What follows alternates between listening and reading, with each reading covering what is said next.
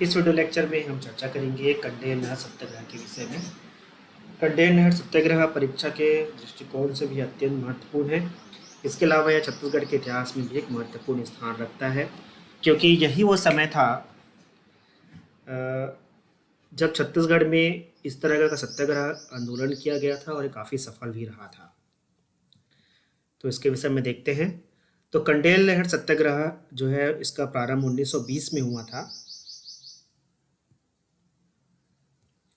1920 में हुआ था ये कंडेल नहर सत्याग्रह। इस तरह से 100 साल पूरे हो चुके हैं 2020 में।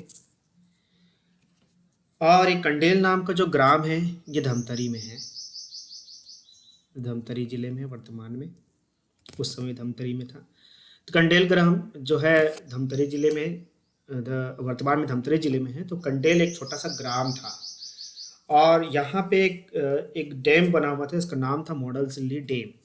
और इस डैम से अब यह तय हुआ कि किसानों को पानी दिया जाएगा, किसानों को सिंचाई के लिए पानी की व्यवस्था की गई थी। लेकिन इसमें कुछ ऐसे शर्त थे जो कि किसानों को मंजूर नहीं थे और इसलिए उन्होंने कंडेल नहर से पानी लेने से मना कर दिया। अब इसमें शर्त क्या क्या था? इसमें एक तो शर्त ये था कि इसमें जो सिंचाई की दर थी बहुत ज़्यादा थी और किसानों को 10 वर्ष के लिए अनुबंध करना पड़ता था। तो इस वजह से किसानों ने क्या किया कि कंडेल नहर से जो पानी के से जो इन्हें प्राप्त होने वाला था सिंचाई के लिए, उसे उसने लेने से मना कर दिया। जब यहाँ पे पदस्थ अधिकारियों को, उच्च पदस्थ अधिकारियों से डांट पड़ी तो उन्होंने जबरदस्ती ग्रामीणों के मांगे बिना ही उन्होंने सिंचाई के लिए पानी छोड़ दिया। और उसके पश्चात गांव वालों से यह मांग करने लग गए कि वह चूंकि सिंचाई के लिए पानी छोड़ा जा चुका है, इसलिए वो सिंचाई के लिए जो टैक्स निर्धारित की गई थी सरकार के द्वारा वह उसे पे करें। जब ग्राम वाणिज्य ने इसका विरोध किया तो उनके ऊपर पानी चोरी का आरोप लगा दिया गया और 4,033 रुपये का सामूहिक जुर्माना भी लगा दिया गया। तब गांव वालों ने इस बात की शिकायत पंडित सुंदरलाल शर्मा से की और पंडित सुंदरलाल शर्मा ने नारायण राव मेघावाले और छोटेलाल श्रीवास्तव के साथ मिलकर इस जो गलत कार्य अंग्रेजों के द्वारा किया जा रहा था इसका विरोध करने का उन्होंने निश्चय किया।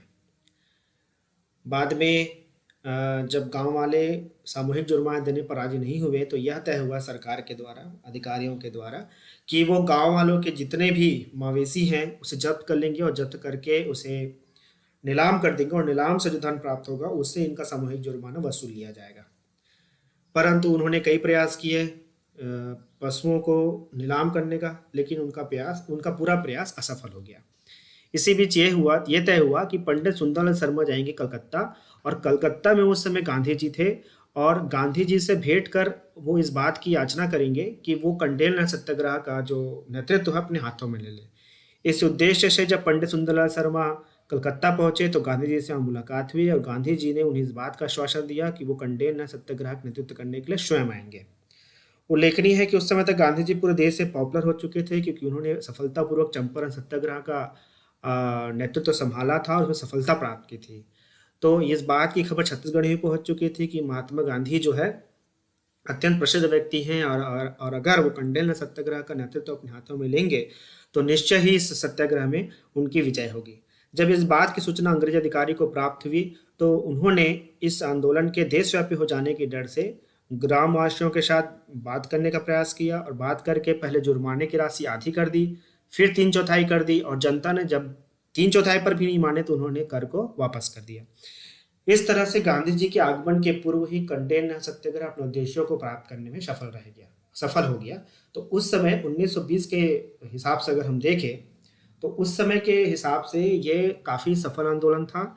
इसने छत्तीसगढ़ का नाम राष्ट्रीय स्तर पर प्रमुखता के साथ स्थापित करने में मदद किया था। तो इसलिए इस तरह से कंडेल नहर सत्याग्रह छत्तीसगढ़ के इतिहास के लिए अत्यंत महत्वपूर्ण कड़ी है। इसमें जो नेतृत्वकर्ता थे पंडित सुंदरलाल शर्मा, नारायण राव मेघावाले, नथुजी जगताप, उन्होंने आने वाले समय में और भी कई सत्याग्रह आंदोलन का सफल नेतृत्व प्रदान किया। तो आज के वीडियो लेक्चर में इतना ही। अगले वीडियो लेक्चर में हम एक नए टॉपिक पर चर्चा करेंगे।